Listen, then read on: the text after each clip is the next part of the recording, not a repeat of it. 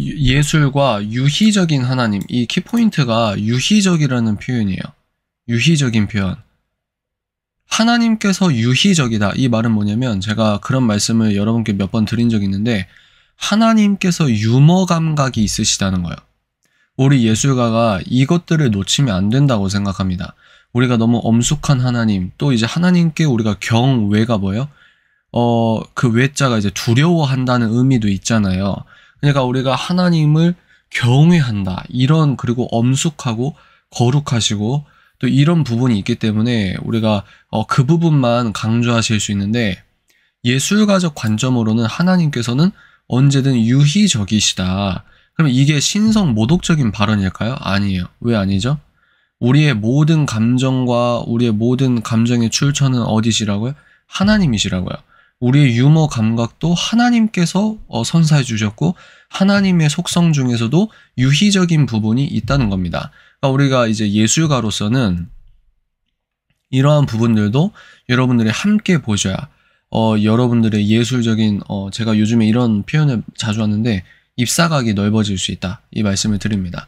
성경을 고리타분하게 보면은 본인의 예술성이 고리타분하기 때문에 성경을 봐도 예술적인 영감을 안 받는 거거든요.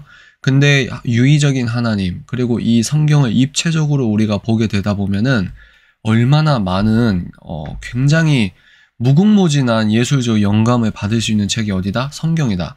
성경에 담겨있는 예술적 영감을 우리가 다 표현하지 못하고 죽을 가능성이 엄청 큽니다. 그만큼 예술적 영감의 바다라고 할 수 있겠죠? 단 본인이 그걸 어떻게 볼 수 있느냐에 대한 관점의 질이 높고 낮음이 중요한 거지 이런 것들은 우리가 좀 깨우쳐야 된다. 이 말씀을 드립니다. 그래서 이번 장은 유희적인 하나님 어떻게 우리가 볼 수 있냐. 유희적인 거 유희적이다 하는데 어떻게 볼 수 있냐. 창조 어린아이 눈으로 봐야 된다. 이게 제가 말씀드리잖아요. 진짜 예술적인 고수는 뭐냐면 어린아이와 같은 시각으로 똑같은 일상이라 하더라도 그걸 항상 새롭게 볼 수 있는 마음을 갖는 사람이다. 어린아이 눈으로 첫 번째 챕터 한번 볼까요? 창조 교리는 워낙 기본이라고 생각해 대충 넘어가기 쉽지만 이 창조 교리야말로 그리스도와 그의 구속보다 오히려 기독교 세계관의 출발점이 된다. 기독교 세계관의 출발점이 어디라고요? 창세기 1장 1절이라는 겁니다.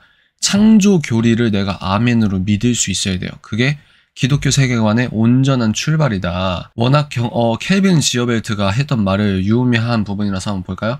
워낙 경건해서 너무 도시풍이 되어버려서 아니면 단순히 구약은 잘 와닿지 않아서 창조에 대해 성경이 전하는 압도적인 감동을 잃어버린 그리스도인이라면 그는 곧 악하고 게으른 청지기가 되기 십상이다. 여러분 이게 무슨 말이냐? 악하고 게으른 청지기가 주인한테 쫓겨나잖아요.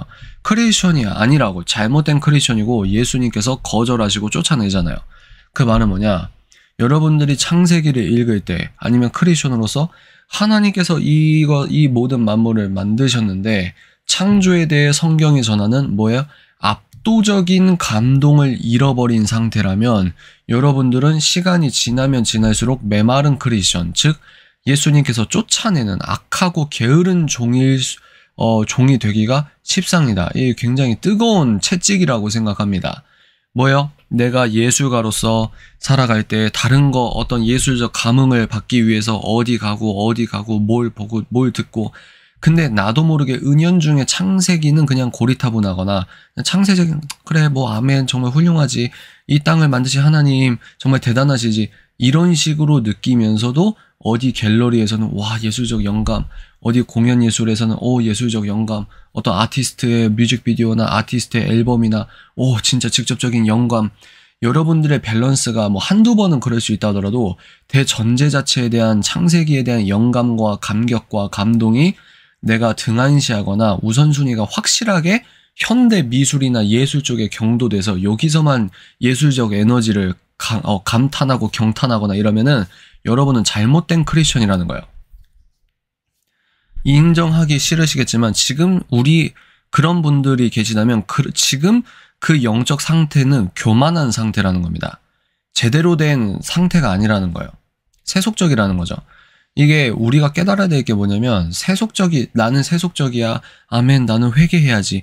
이렇게 고백하는 상태에서도 은연중에 교만이 있다 이거예요. 내가 알고 있는 그냥 부분적인 그래 나 부족하지 이게 아니고 완전히 확실하게 박살이 나야 되는데 그렇게까지 인정하긴 싫은 겁니다. 그렇게까지는 내가 잘못했다고 인정하긴 싫은 거예요. 그게 이제 은밀한 교만이다. 그 은밀한 교만의 시초가 뭐다? 그 은밀한 교만의 시초는 창세기의 압도적인 감동보다 세속적인 컨텐츠를 통해서 내가 압도적인 예술적 감흥이나 영감을 받는다? 그건 제대로 된 크리스천이 아니죠. 사도 바울은 뭐라고 했냐면 만물이 그에게 창조되되 하늘과 땅에서 보이는 것들과 보이지 않는 것들이 다 그로 말미암아 창조되었다. 여기서 이제 인사이트가 뭐냐면 보이지 않는 것들도 하나님께서 만드셨지 우리는 이러고 넘어간단 말이에요. 근데 여기서 뭐라고 했냐? 여기서 말하는 보이지 않는 것들에는 관념이나 상상력이나 정서나 본능기억, 감수성, 직관 그리고 꿈꾸고 공상하는 능력까지 이게 눈에 안 보이는 거잖아요. 생각적인 부분이잖아요. 근데 사도 바울이 눈에 보이지 않는 것들도 다 하나님으로부터 창조되었다라고 선포하는데 우리는 그래 눈에 보이지 않는 거 그냥 피상적으로 넘어갔지만 여기에서 인사이트가 뭐라고요? 내가 생각하는 관념, 상상력, 정서, 기억, 감수성, 직관, 꿈꾸는 거, 공상하는 것 이 모든 것도 하나님께서 만드셨다는 겁니다. 하나님께서.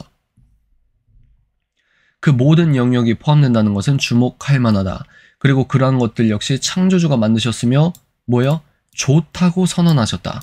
그 말은 뭡니까? 하나님의 품 안에서 마음껏 상상하는 것도 좋다는 거예요.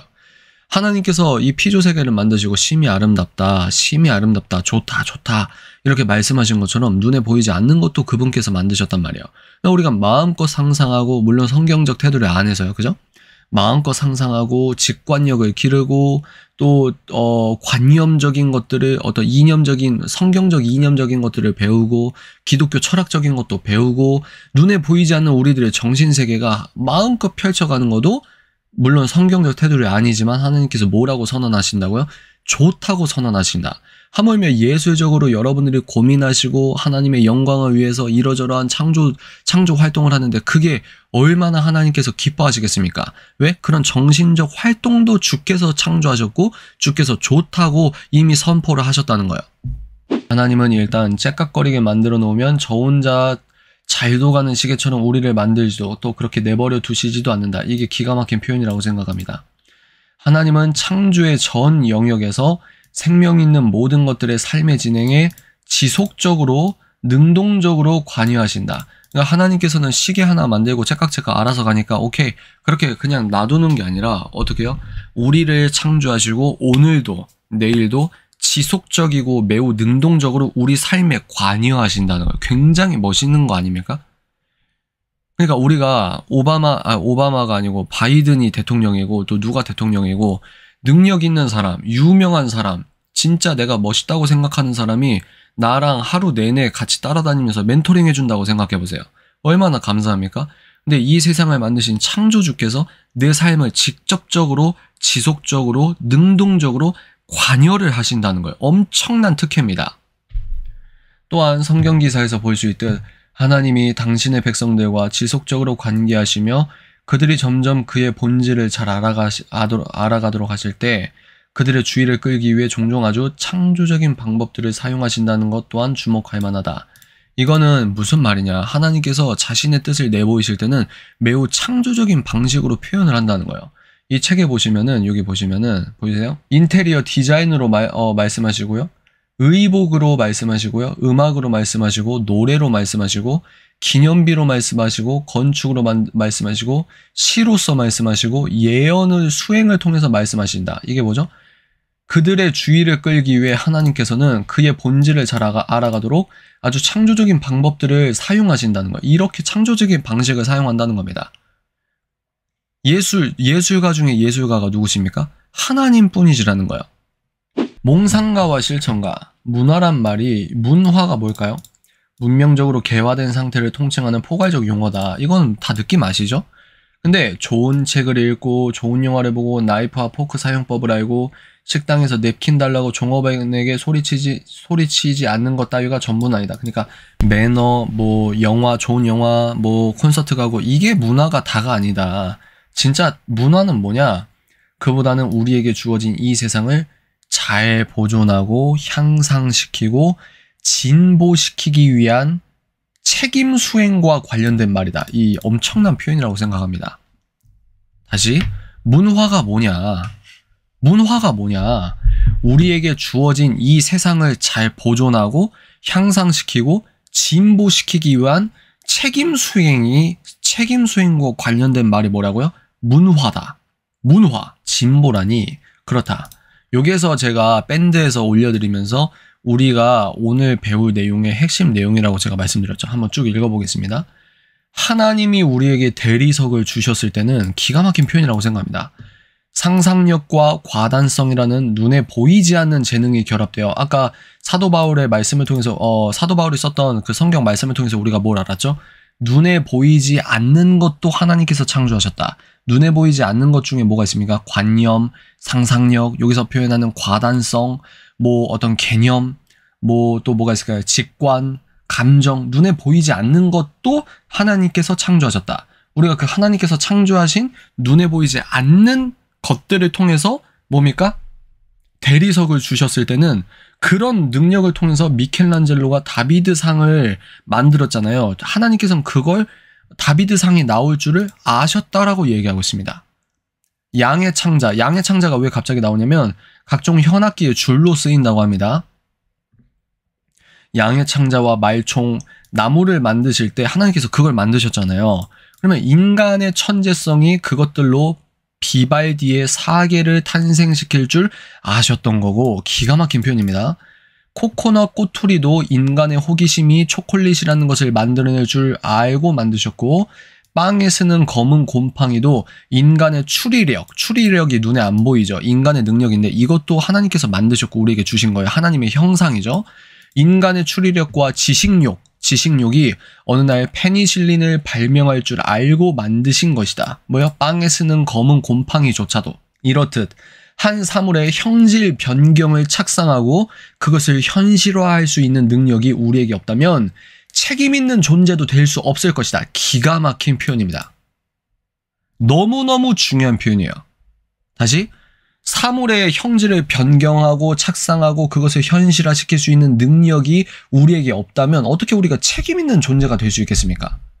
자유지가 있다는 건 뭐죠? 자유롭게 선택하고 만들 수 있는 능력이 있다는 건데 자유지가 있다는 것이 곧 뭘 의미합니까? 그렇기 때문에 너희들은 책임의식을 가져야 돼. 왜? 우리는 책임이 있는 존재이기 때문에. 책임이 있다는 건 뭡니까?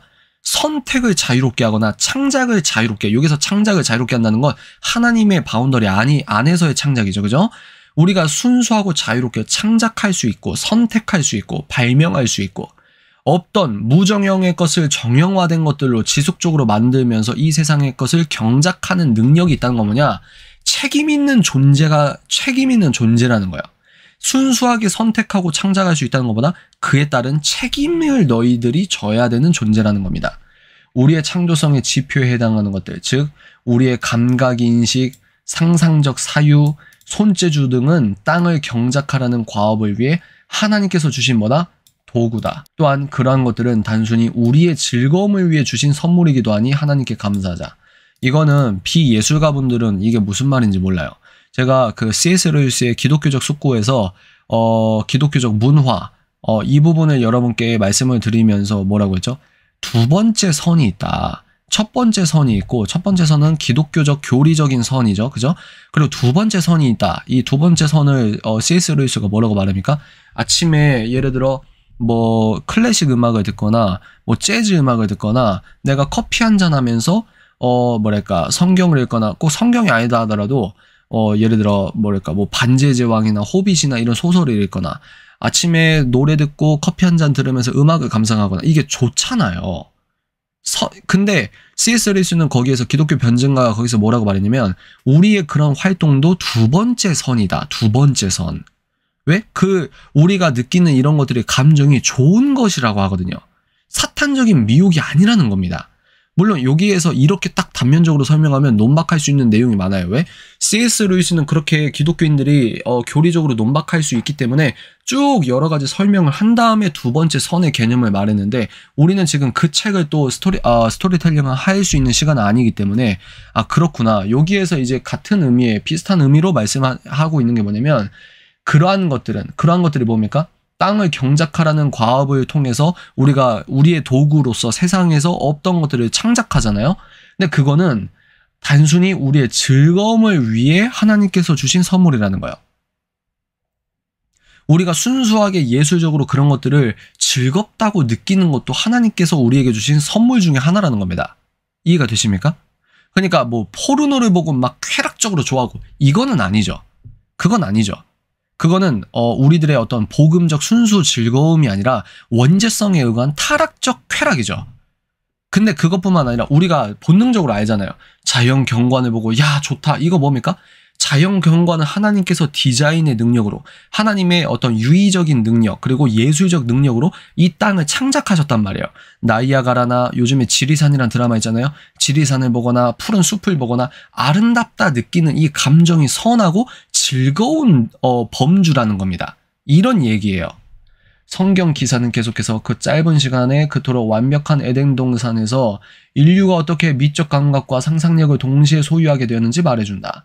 창세기 2장에 따르면 동산의 나무들은 보시기에 좋았다. 하나님은 세상을 아름답게 만드시고 인간 또한 그것에 반응하게끔 만드셨다. 기가 막힌 표현입니다. 그러니까 우리가 여기에서 이제 두 번째 선, 아니면 순수 즐거움, 단순히 우리의 즐거움, 이게 비슷한 표현이잖아요. 왜 그러냐? 하나님께서 우리가 그렇게 반응하게 만드셨다는 거예요. 이 굉장히 중요한 표현입니다. 다시, 하나님께서 그렇게 우리가 반응하도록 만들었다는 거예요. 하나님께서. 웅장한 산, 북한산 보더라도 아름답다. 와, 진짜 대박이다. 멋있잖아요. 북한산 앞에 카페에서 우리가 아메리카노 한 잔 마시면서 내가 북스터디할 책들 읽으면서 산 보면서 아 좋다. 또 내가 좋아하는 음악 들으면서 와 힐링된다. 이렇게 느끼는 순수한 의미의 선, C.S. 루이스의 표현으로는 두 번째 선의 개념. 그리고 여기서 뭐예요? 단순히 우리의 즐거움을 위한 선물. 그럼 왜 그러냐? 하나님께서 우리가 그렇게 즐겁고 좋아하게 인간을 세팅해서 만드셨다는 겁니다. 이해가 되시죠? 그래서 여기서 예를 드는 게 누구다? 아담이다. 아담을 불러서 창세기 2장에서는 단지 과학적 분류가 아닌 언어적 즐거움까지 곁들여 동물들의 이름을 짓도록 하신 하나님을 만난다. 이게 이 단원의 제목이 뭐라고요? 하나님의 유희성이잖아요. 유희성. 제가 뭐라고 말씀드렸습니까? 예수님께서 부활하셔서 아이언맨처럼 하늘에서 막 진짜 영웅처럼 등장하신 게 아니고 빈 무덤 아주 조용히 부활하셨어요. 그게 얼마나 예술적으로 정말 너무 예술 그 자체로 부활하셨어요. 심파적인 예술이 아니에요. 빈 무덤, 그 무덤에서 조용히 그 육체를 입고 조용히 새벽에 부활하신 게 얼마나 대단하신 예술성 그 자체인지 모릅니다. 예수님께서 부활하시고 나서 제자들이 그렇게 고기를 잡을 때 거기 고기 잡힙니까? 저기 반대쪽으로 그물을 던져보십시오. 이게 유희적이라는 거예요. 예수님의 유머 감각, 예수님의 센스, 예수님의 예술성을 돋보이게 한다는 이 말입니다. 그리고 뭐요? 신학적으로도 아주 중요한 표현이긴 하지만 예술적으로도 예수님께서 부활하신 몸을 입고 제자들과 물고기를 구워 드셨다? 예수님께서 직접 요리를 하시잖아요. 그리고 제자들과 함께 요리를 먹잖아요. 저는 이게 너무너무 아름다워요. 그것과 더불어서 그런 하나님의 속성을 우리가 생각해 볼 때 하나님께서는 아담에게 일부러 주셨다는 거예요. 이름을 지을 수 있는 능력과 기회를 주셨다는 거죠. 아담아, 불러요. 하나님께서 6일 동안 창조하신 모든 창작물을 아담에게 얘기하면서 너가 한번 이름 지어볼래? 그럼 제가 누누이 말씀드렸죠. 아들이나 딸이나 자기가 개 이름 짓는 것도 얼마나 고민합니까? 근데 아담이 모든 걸 창작해요. 언어적 즐거움을 곁들여 동물의 이름을 창작하도록 하신 하나님이세요. 유희적이고 센스 있고 매너 있으시고, 왜? 그 모든 게 하나님으로부터 나온 선의 속성이기 때문입니다. 근데 우리는 거룩과 경애와 막 이런 것만 생각하거든요. 근데 종교의 하나님이 아니라 열방의 하나님께서는 그렇게 생산적이고 아주 발전적이고 우리도 모르게 C.S. 루이스가 말한 두 번째 선의 개념. 순전히 인간이 그렇게 즐겁게 느낄 수 있도록 그렇게 세팅을 하시고 인간을 만드셨기 때문에. 그러니까 제가 그냥 우스갯소리가 아니고 기린 생각해 보세요. 기다랗다. 길다. 근데 길이 나면은 진짜 기린 같은 이름이 딱 나오잖아요? 코끼리. 그러면 코끼리 같지 않나요? 코뿔소. 그러면 코뿔소. 딱 이게 나오고. 이건 이제 창조과학적 위로 올라가면 더 이제 재밌는 이야기이긴 하지만, 하여튼. 그리고, 또 뭐가 있을까? 또 동물이 뭐가 있죠? 독수리. 그러니까 이렇게 우리가 딱 들으면은 그 어감이 느껴지는 어떤 형상들이 있단 말이에요. 어울리잖아요. 갈매기, 고슴도치, 뭐 이런 게 있지 않습니까? 그러니까 우리가, 진짜 하나님께서 얼마나 유희적이신가. 또 얼마나 그 창조 그 자체의 하나님이신가. 여러분 예술가시잖아요. 여러분들은 하나님의 하나님을 제한하시면 안 된다는 거예요. 예술가니까. 그러니까 여러분들이 이렇게 영적으로 막혀 있으면은 성경이라고 하는 예술적 원천을 놔두고 이상한 거에 예술적 원천 받는다고 하면서 돌아다니는 거예요. 저는 생각한 게 진화론자들은 아담이 우우우 이러면서 호모사피엔스만 살아남았다 뭐 이러면서 우우우 막 동굴에서 막 으깨고 막 조개 껍질로 막 그리고, 물론 조개 껍질로 그린 인간이 있죠. 그런 화석이 나오니까, 그런 유물이 나오니까. 근데 우우우 그 사단이 그냥 우리를 그렇게 속이는 겁니다. 속이는 거. 여러분 아담 보세요. 아담이 제1의 예술가입니다. 다윗이 아니고요. 아담이 아담. 왜 그럴까요? 여러분들은 여자라는, 하나님께서 창조하신 여자라는 딱 뭐랄까 인간을 봐. 이 아담이 얼마나 감격했는지, 이걸 언어로서 표현하는 아담의 예술력이 얼마나 대단한 줄 아세요? 아담의 예술력이 보통이 아닌 게 뭐냐면 아담의 창작 시의 수준을 보세요. 읽어볼까요? 이는 내 뼈 중에 뼈요 살 중에 살이라. 이게 당연한 표현이 아니란 말이에요. 여러분 예술가십니까? 여러분이 여자라는 창조물을 보면은, 여러분이 어느 새로운 하나님의 창조물을 봤을 때 이런 식의 시적 표현을 하실 수 있을까요? 아담은요, 모든 만물에 이름을 다 지었어요. 왜? 원죄성이, 죄가 아직 들어오기 전이기 때문에 인간의 완벽한 인간, 하나님께서 준비하시고 하나님께서 작정하신 인간 그 본연의 모습이 훼손되지 않은 인간력이 엄청나게 팽배했던, 그러니까 완벽한 인간이었어요. 왜? 죄가 들어오기 전이었으니까.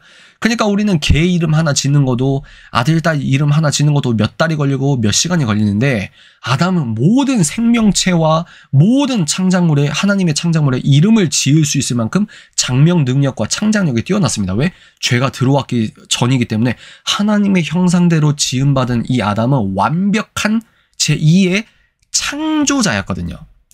완벽한 창조자는 하나님밖에 없습니다. 하나님의 재료로 제2의 창작을 할 수 있는 완벽한 예술가가 아담이었거든요. 그러니까 여자라는 인물을 보고 이렇게 멋진 시를 창작할 수 있는 겁니다. 저는 이 표현이 어마무시한 시라고 생각해요. 엄청난 예술적 창작 시라고 생각합니다. 이는 내 뼈 중에 뼈요. 무슨 말이죠? 자기가 인체공학적으로 뼈가 있다는 걸 알고 있었어요. 원숭이처럼 그런 전능한 존재가 아니라. 또 뭡니까? 살 중에 살이라. 과학적이면서도 너무 예술 그 자체인 표현이라 이 말입니다.